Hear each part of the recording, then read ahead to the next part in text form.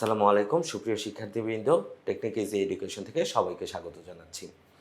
Easy English second paper বই থেকে modifier চ্যাপ্টারের অন্তর্গত 17 থেকে 20তম কিউআর কোডের অন্তর্গত এক্সারসাইজগুলো নিয়ে আজকের ক্লাসে আমরা ডিসকাস করব। তো আমরা আজকে আমাদের এক্সারসাইজ শুরু করি 17 নম্বর এক্সারসাইজ ধারা, যেটা ময়মনসিংহ বোর্ড 2024 সালের এইচএসসি পরীক্ষায় এসেছিল। A library is a dash house of knowledge. এখানে বলেছে কি প্রি মডিফাই দ্য নাউন, নাউনটা কোনটা? হাউস। তাইলে লাইব্রেরি কি জ্ঞানের আধার, তাইলে একটা আধার যে স্টোর হাউস, এই স্টোর শব্দটা কি বোঝাচ্ছে? হাউস শব্দটাকে মডিফাই করতেছে, store house of knowledge. The students use a participle, participle মানে হচ্ছে গিয়ে আইএনজি যুক্ত প্রেজেন্ট পার্টিসিপল বা পাস্ট পার্টিসিপল। তো আমরা এখানে প্রেজেন্ট পার্টিসিপল হিসেবে আইএনজি যুক্ত যেই ওয়ার্ডের ফর্মটা আছে সেটা ইউজ করব। The students dash in all classes, কি হবে? দ্য স্টুডেন্টস স্টাডিং বা পার্টিসিপেটিং ইন অল ক্লাসেস। তো বি নাম্বারের উত্তর হচ্ছে স্টাডিং, স্টাডিং অথবা participating, participating in all classes, visit it in their leisure period. Usually a college library is housed in 2 rooms. C number কি বলেছে? Pre-modify the noun. Almirahs are placed in 1 room. এখন এখানে এই আলমিরাস শব্দটাকে modify করতে হবে। তো স্টিল আলমিরাসও দিতে পারো, উডেন আলমিরাসও দিতে পারো, আবার কেউ যদি সংখ্যা দেও তাহলেও হবে, কারণ এখানে আর কি অ্যাডজেক্টিভ জাতীয় একটা শব্দ ব্যবহার করতে হবে আমাদেরকে। তাহলে আমরা এখানে লিখলাম, ধরো উডেনই দিলাম, কারণ সাধারণত লাইব্রেরিগুলোতে কাঠের আলমিরা দেখা যায়। Wooden almirahs are placed in 1 room. The other room is the dash, use the participle to modify the noun, room where magazines, journals and newspapers are placed. তো other room is the dash room, other রুমটা কি room? এখানে বলছে participle, তাইলে বুঝতেছি যে ING যুক্ত করে যেই শব্দটা হয়, the other room is reading room where magazines, journals and newspapers are placed. Hundreds of books are arranged dash, এখানে বলছে পোস্ট মডিফাই দ্য ভার্ব, মানে এই অ্যারেঞ্জটাকে মডিফাই করতে হবে। তো লাইব্রেরিতে বইগুলো কীরকমভাবে থাকে? লাইব্রেরিতে বইগুলো সিস্টেমেটিক্যালি অ্যারেঞ্জ থাকে, তাইলে এবং সিস্টেমেটিক্যালি শব্দটা ইটসেলফ অ্যান অ্যাডভার্ব, তাইলে অ্যাডভার্ব কি করে আমরা জানি? ভার্বকে মডিফাই করে। তাইলে আমরা যদি এখানে সিস্টেমেটিক্যালি লিখি তাহলে আমাদের পারপোজটা সার্ভ হয়ে যাচ্ছে। তাহলে আমরা লিখব ই নাম্বারের উত্তর সিস্টেমেটিক্যালি। এরপরে দেখো কি আছে যে so any type of book can be treated in no type, মানে যে কোনো ধরনের বইকে সহজেই আমরা খুঁজে যেতে পেতে পারি। The books cater to the needs and interest, এখানে একটা নতুন শব্দ তোমাদের জন্য, cater to the needs and interest. মানে ক্যাটার মানে হচ্ছে গিয়ে এক ধরনের প্রোভাইড করা বা পরিপূর্ণ করে বা পূর্ণতা দেয় বা সার্ভিস দেয় এক ধরনের। Cater to the needs and interest dash, use a prepositional phrase. তাইলে the books cater to the needs and interest of students and faculty, মানে শিক্ষক এবং ছাত্রছাত্রীদের প্রয়োজন এবং আকর্ষণ যেই বিষয়গুলো সম্পর্কে, সেই বিষয়ের বইগুলা হচ্ছে লাইব্রেরি কি করতেছে, লাইব্রেরিতে থাকা বইগুলো প্রোভাইড করতেছে, এবং এই প্রোভাইডটাকে একটা স্মার্ট ইংলিশ দ্বারা বুঝিয়েছে ক্যাটার। এই শব্দটা একটু মনে রাখবে। বাট এখানে কি বলছে? Prepositional phrase. প্রিপোজিশনাল ফ্রেজ মানে কি? আমাদের একটা প্রিপোজিশন দিতে হবে। তো এই নিডস আর ইন্টারেস্টটা কাদের? যাদের, তাদেরকে আমরা উল্লেখ করব এর আগে একটা প্রিপোজিশন দিয়ে, তাহলে আমাদের হয়ে যায় এখানে অফ দ্য স্টুডেন্টস। কেউ যদি দিতে পারো হবে, আর কেউ যদি মনে করি of the students and faculty দাও তাহলেও হবে, of the students and faculty. So any type of book can be trace in no time. আচ্ছা, এটা পড়ানো হয়েছে। Generally there are 2 separate sections in the library, লাইব্রেরিতে 2টা সেপারেট সেকশন থাকে। One of them contains reference books like use nouns, এখানে direct বলে দিচ্ছে নাউন্স ব্যবহার করতে। তাহলে রেফারেন্স বইগুলো কি হইতে পারে? এনসাইক্লোপিডিয়া বা dictionary. Contains reference books like pedias মানে জ্ঞানকোষ অথবা শব্দকোষ, ডিকশনারিজ।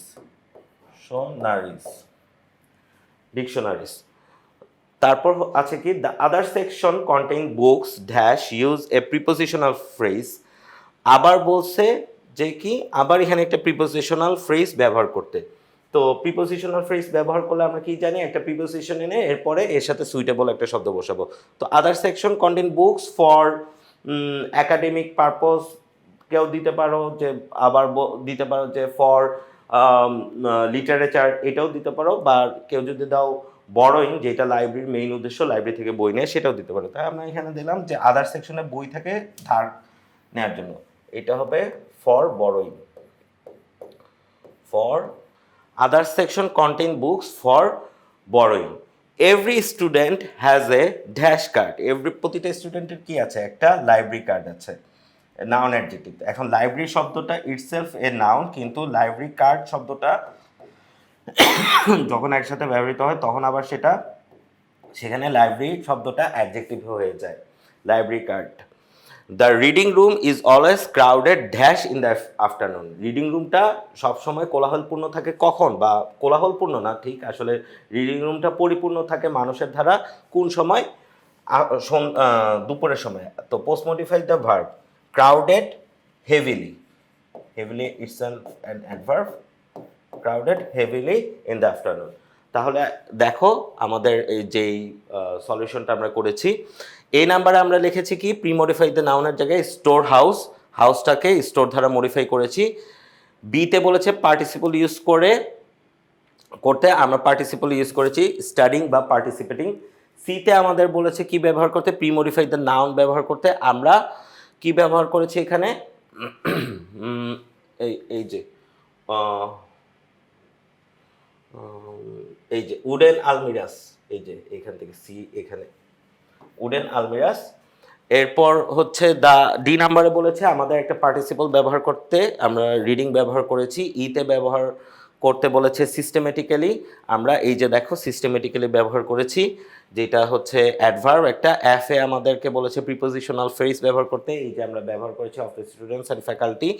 জিতে আমাদের বলেছে নাউন ব্যবহার করতে, আমরা এনসাইক্লোপিডিয়াস বা ডিকশনারিজ ব্যবহার করেছি।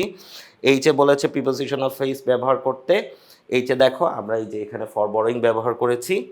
আইতে ব্যবহার করেছি আমরা every student has A library card, যেটা নাউন অ্যাডজেক্টিভ, এবং lastly post modify the verb হিসেবে আমরা হেভিলি ব্যবহার করেছি। তো আশা করি এটা বুঝতে পেরেছো। এখন আমরা পরবর্তী এক্সারসাইজটাতে চলে যাই। 18 নম্বর এক্সারসাইজটা দেখো, এটা ঢাকা বোর্ড 2023-এ এসেছে। Cricket is an dash game, pre modify the noun. ক্রিকেটটা গেমটা হচ্ছে কি একটা নাউন, এটাকে প্রি মডিফাই করতে হবে। তো আমরা ইন্টারন্যাশনাল লিখতে পারি, আবার ইন্টারেস্টিংও লিখতে পারি। তো আমরা ইন্টারন্যাশনাল লিখলাম। Cricket is an international game. It is not a game of use possessive to pre-modify the noun. Country. Country আছে, পজিটিভ বলছে, তাহলে অবশ্যই হবে আওয়ার। এটা আমাদের দেশের একটা খেলা না, কিন্তু এখন এটা আমাদের দেশের সবচেয়ে জনপ্রিয় একটা খেলা, জনপ্রিয় খেলাগুলোর মধ্যে একটা হয়ে গেছে। A dash match is played between two teams, use noun adjective. এখন দেখো এখানে ক্রিকেট নিয়ে কথা বলতেছে, তাহলে ক্রিকেট ম্যাচই হবে। তো ক্রিকেট শব্দটা ইটসেলফ এ নাউন, কিন্তু যখন ক্রিকেট ম্যাচ শব্দটা ব্যবহার হয় তাহলে খেলাটা কি, ক্রিকেট। খেলাটা কোন ধরনের, ক্রিকেট, তখন ওই শব্দটা আবার অ্যাডজেক্টিভের পারপোজ সার্ভ করে। তাইলে এখানে ক্রিকেট যদি আমরা লিখি, সেটা একই সাথে নাউন অ্যাডজেক্টিভের কাজ করবে। A cricket, CRIC, cricket match is played between two teams, consists of 11 players. A cricket consists match is played between two teams.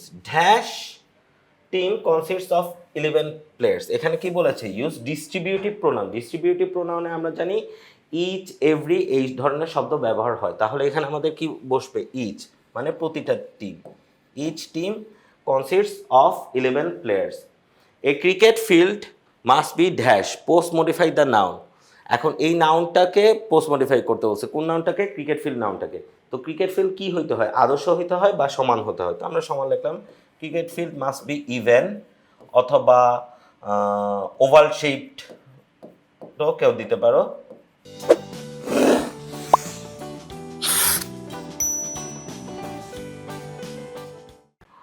It requires 2 wooden bats, ball and 2 sets of stumps.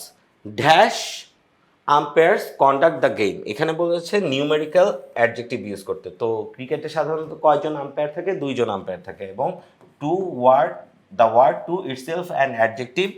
So এইটা হচ্ছে একটা numerical অ্যাডজেক্টিভের purpose serve করছে। জিতে কি হবে, sometimes a third umpire is required dash and acute confusion. এবং আমাদের instruction কি বলেছে, use an infinitive to post modify the verb. তো এখানে ভার্বটা কি, থার্ড আম্পায়ার ইজ রিকোয়ার্ড মানে প্রয়োজন হচ্ছে, প্রয়োজনীয়তা লাগতেছে কিসের জন্য, টু সলভ সমাধান করার জন্য। থার্ড আম্পায়ারের কাছে ডিসিশন কখন যায়, যখন কোনো ইয়ে নিয়ে কনফিউশন আছে, acute confusion. Dash use a participle to pre modify the noun dash the opportunity. তো পার্টিসিপল বললে আমরা বুঝি সাধারণত আইএনজি যুক্ত একটা শব্দ বা পাস্ট পার্টিসিপল হলে ইডি ইএন এই ধরনের শব্দ হয়ে থাকে। তো এখানে আমাদের কি হবে, হ্যাভিং বা গেটিং দ্য অপরচুনিটি, হ্যাভিং বা getting the opportunity, the batter hits the ball away at a good distance and runs to the opposite wicket. If dash use an indefinite pronoun to pre-modify the noun. Indefinite pronoun সেই pronoun রেফারেন্সের ক্লাসের কথাটা মনে করো। Indefinite প্রোনাউনে আমরা কি বলেছি, indefinite pronoun হচ্ছে কি এনি ওয়ান, মানে অনির্দিষ্টভাবে কোনো কিছু বলা। তাহলে ইফ এনি ব্যাটার বা ওয়ান ব্যাটার লিখতে পারো। If any batter is out, next batter comes in place. Both teams try dash to out all batters of the opposite. Adverbial phrase বলেছি ইউজ করতে, তো এখানে কি হইতে পারে, both teams try very hard আমরা লিখতে পারি, তাহলে সেটা অ্যাডভার্বিয়াল ফ্রেজের পারপাসটাকে সার্ভ করছে। both teams try very hard, tries very hard to out all the batters of the opposite. তাহলে আবার একটু প্রথম থেকে রিকল করি। প্রথমে বলছে প্রিমোডিফাই দ্য নাউন, কাকে, নাউনটা কি ছিল, গেম। এর আগে আমরা ইন্টারন্যাশনাল লিখলাম। এরপরে বলেছে পজিটিভ দ্বারা মডিফাই করতে, আমরা আওয়ার লিখেছি। এরপরে বলেছে নাউন অ্যাডজেক্টিভ ইউজ করতে, আমরা ক্রিকেট লিখেছি, যেটা ক্রিকেট ম্যাচকে মডিফাই করতেছে। এরপরে বলেছে ডিস্ট্রিবিউটিভ প্রোনাউন ইউজ করতে, ডি নাম্বারে আমরা ইচ লিখেছি। ই নাম্বারে আমাদেরকে বলেছে যে ক্রিকেট ফিল্ডটা কি করতে, পোস্ট মডিফাই করতে, আমরা ইভেন বা ওভাল শেপ লিখতে পারি। এফ এ নিউমেরিক্যাল অ্যাডজেক্টিভের জায়গায় আমরা টু লিখেছি।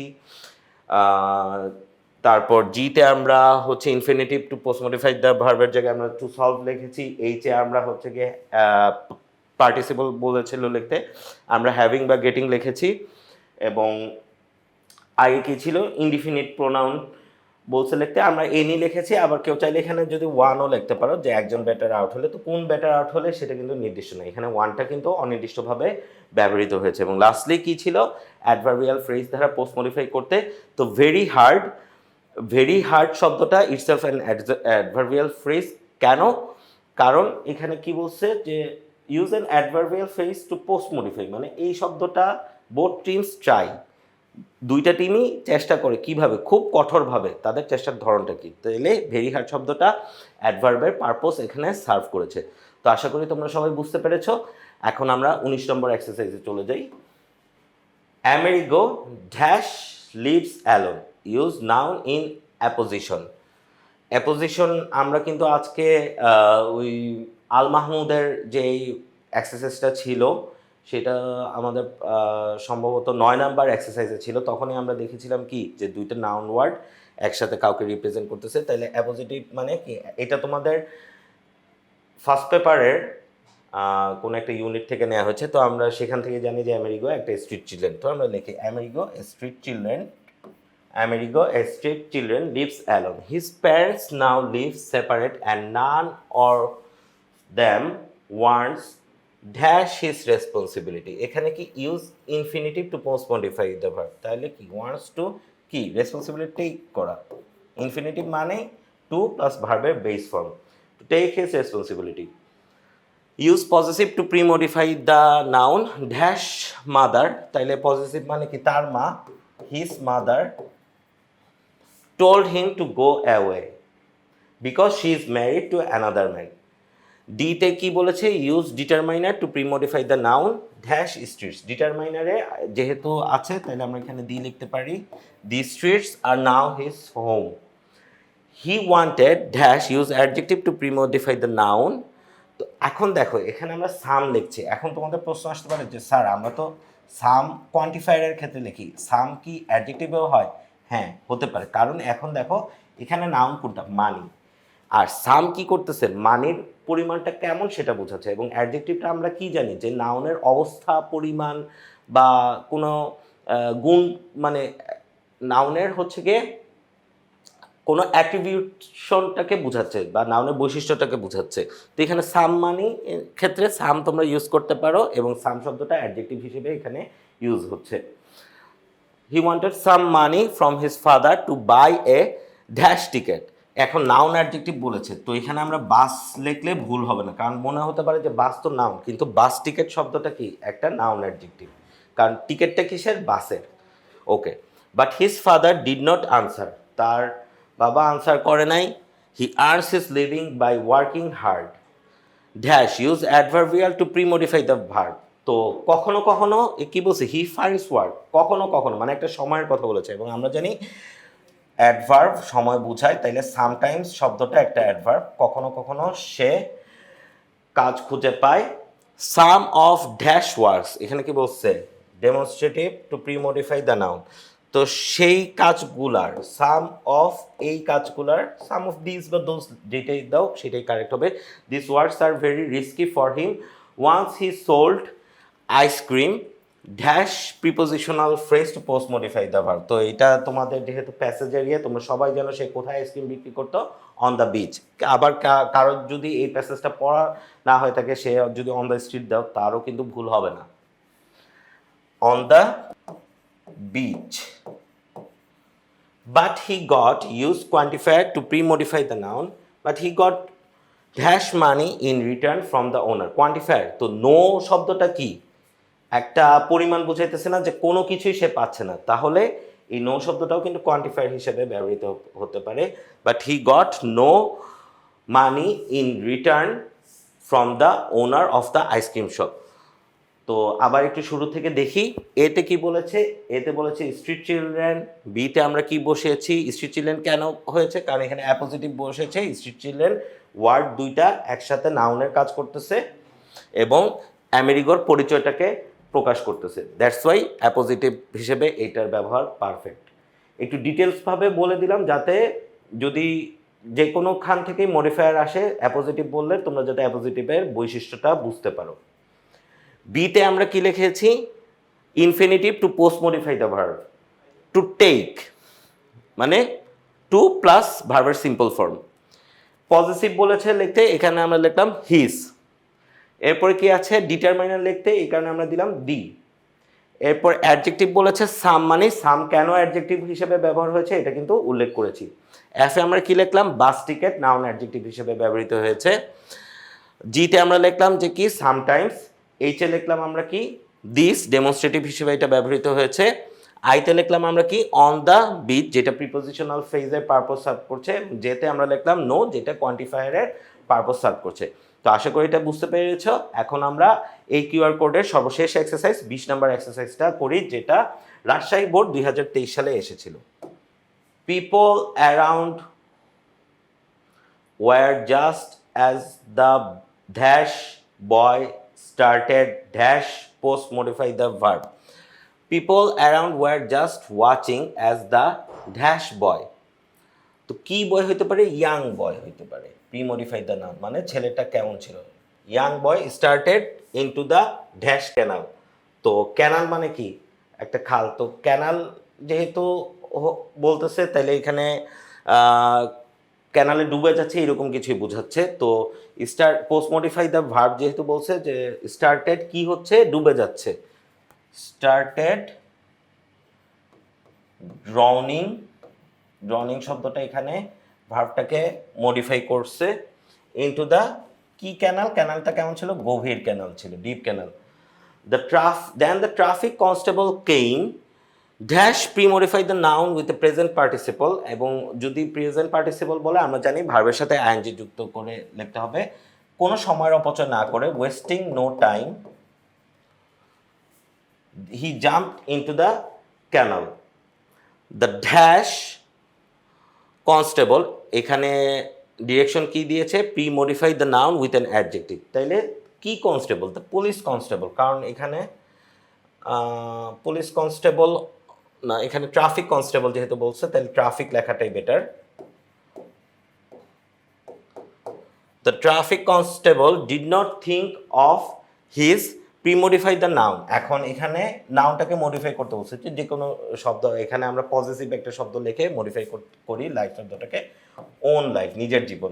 হি ওয়াজ ড্যাশ কাইন্ড, ইন্টেন্সিফায়ার দ্বারা কাইন্ড অ্যাডজেক্টিভটাকে মডিফাই করতে বলছি। ইন্টেন্সিফায়ার বললেই আমরা কিন্তু আগের ক্লাসগুলোতে বলেছি যে ইন্টেন্সিফায়ার বললেই আমরা ভেরি বা সো ইউজ করব। He was so kind that he risked his life, people dash by the canal, people standing বা সিটিং বাই দ্য ক্যানাল, মানে ক্যানালের পাশে থাকা, পোস্ট মডিফাই দ্য নাউন, মানে এই পিপল নাউনটাকে পোস্ট মডিফাই করতেছি। People standing